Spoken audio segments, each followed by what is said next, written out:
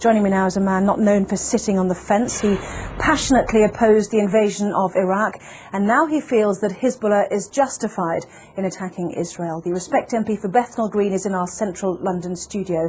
A very good evening, good morning rather, to you, Mr. Galloway. How do you justify your support for Hezbollah and its leader, Sheikh Hassan Nasrallah? A preposterous way to introduce an item, and what a preposterous first question. 24 years ago, on the day my daughter was born, and I've just celebrated her 24th birthday, I had to dash to the maternity hospital to see her given birth from a mass demonstration in London against the Israeli invasion and occupation of Lebanon. Israel has been invading and occupying Lebanon all of my 24-year-old daughter's life. The Hezbollah are a part of the Lebanese national resistance who are trying to drive, having successfully driven most Israelis from their land in 2000, Israel from the rest of their land, and to get back those thousands of Lebanese prisoners who were kidnapped by Israel under the terms of their illegal occupation of Lebanon. It's Israel that's invading Lebanon. It's Israel that's attacking Lebanon, not Lebanon that's attacking Israel. You've just been carrying a report of 10 Israeli soldiers on the border getting ready to invade Lebanon, and you ask us to mourn that operation as if it were some kind of war crime. Israel is invading Lebanon and has killed 30 times more Lebanese civilians than have died in Israel. So it's you who should be justifying the evident bias which is written on every line on your face and is in every nuance of your voice and is loaded in every question that you ask. Right. You put your finger on the button, though, didn't you, when you said that Hezbollah was set up back in the 1980s in order to remove every Israeli soldier from Lebanese soil. As you said, it achieved that in 2000. No, it didn't. This is a setback. No, it didn't. It didn't. This is a key point that you're concealing from your viewers. Israel was forced out of most of the south of Lebanon in 2000. It still occupies a part of Lebanon since 2000. The Shebaa Farms area, which is subject to this latest UN draft resolution. Thousands of Lebanese prisoners have been kidnapped by Israel. Hezbollah I spoke and the just a moment Lebanese ago to the Israeli Foreign Ministry released. Spokesman, who said that the 3 Lebanese who have been captured, perhaps you'd like to use that word, have been before a judge These are and not been the through prisoners. a court of law. Oh, please, have a slightly longer memory than 4 weeks. I'm talking about the thousands of prisoners taken during the 18 years of Israeli occupation, illegal occupation of South Lebanon. These are the prisoners that have to be released in exchange for the Israeli soldiers that were captured at the beginning of this wave of the crisis.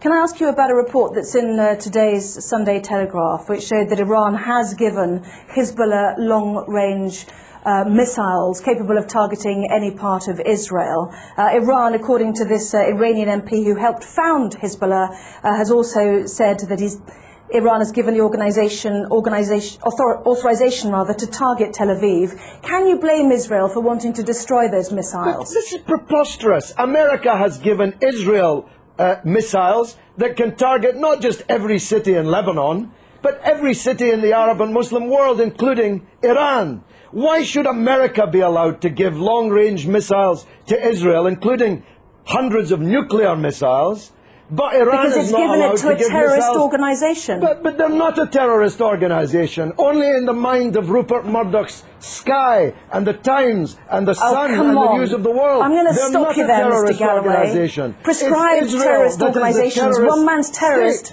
is another man's freedom fighter. We know that perfectly well. In most people's eyes, they are deemed to be. They had a choice, didn't they? Let's understand this. They had a choice, like the IRA, to take on politics.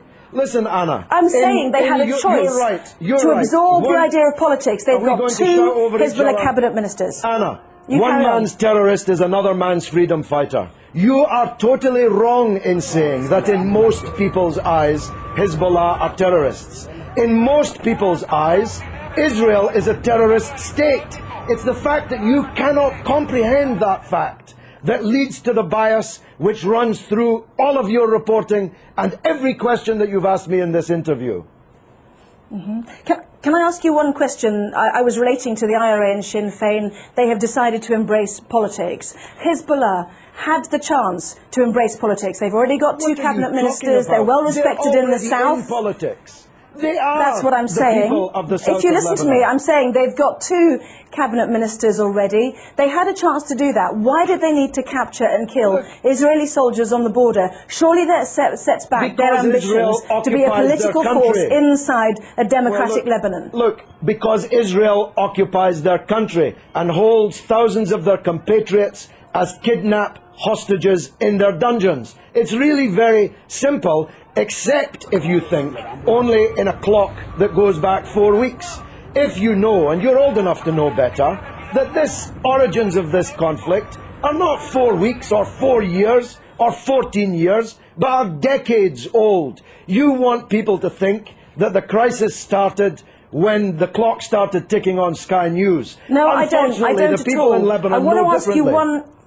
I want to ask you one final question. Do you think that the 4 weeks that we've seen, as you mentioned, the 26 days of this crisis, has set back Hezbollah's ambitions? Not only are Israeli soldiers now over the border. Let me finish. Would you mind letting me finish, please?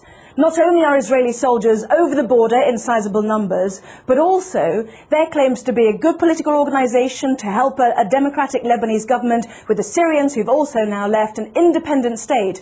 That has also come to blows as well. What a silly question. What a silly person you are. Hezbollah is winning the war. You can see it on the other half of the screen. Hezbollah is more popular today. That was not my question. Hezbollah is more popular today in Lebanon, amongst Christians, amongst Sunnis, amongst Shiites, amongst all Arabs, amongst all Muslims, than it has ever been. It's Israel who's lost the war, and Bush and Blair, for politically organising the war, who've lost politically. This is a defeat for Bush and Blair and Israel. Everybody but you can see it. Let me separate out that question then. Is it a setback, given that Hezbollah was set up in order to get Israeli soldiers off Lebanese soil, that there are now more Israeli soldiers on Lebanese soil than there were 26 days ago? Well, they seem to be getting a bloody good hiding on the other half of the screen that I'm watching. Maybe you can't see it, but I'm watching them getting a bloody good hiding in the war. So if that's a success, I'm not sure what a failure would look like. The reality is that this conflict will go on. The United Nations resolution solves nothing, gives Lebanon nothing, gives the prisoners in Israeli dungeons nothing, and as Anne Clwyd, my erstwhile colleague, was just saying, Israel has just kidnapped even more Palestinian politicians, cabinet ministers, members of parliament, and thousands of others held in Israeli dungeons, and this war will continue until the overall settlement is reached. That settlement must mean Israeli withdrawal from all occupied territory that it currently holds since the war in 1967, the release of all political prisoners, and a state for the Palestinians with East Jerusalem as its capital. No justice, no peace. You're not going out of business as a newscaster in Jerusalem anytime soon, believe me. Well, as usual, you have prompted a huge email response, both for and against you, Mr. Galloway, so we'll leave it there. I have to say that some people might find it offensive when more families are mourning their dead to hear you say that it was a bloody good hiding. So you don't give a damn. You don't even know about the Palestinian families. You don't even know that they exist. Tell me the name of one member of the 7 members of the same family slaughtered on the beach in Gaza by an Israeli warship. You don't even know their name, but you know the name of every Israeli soldier who's been taken prisoner in this conflict, because you believe, whether you know it or not, that Israeli blood is more valuable than the blood of Lebanese or Palestinians. That's the truth, and the discerning of your viewers already know it.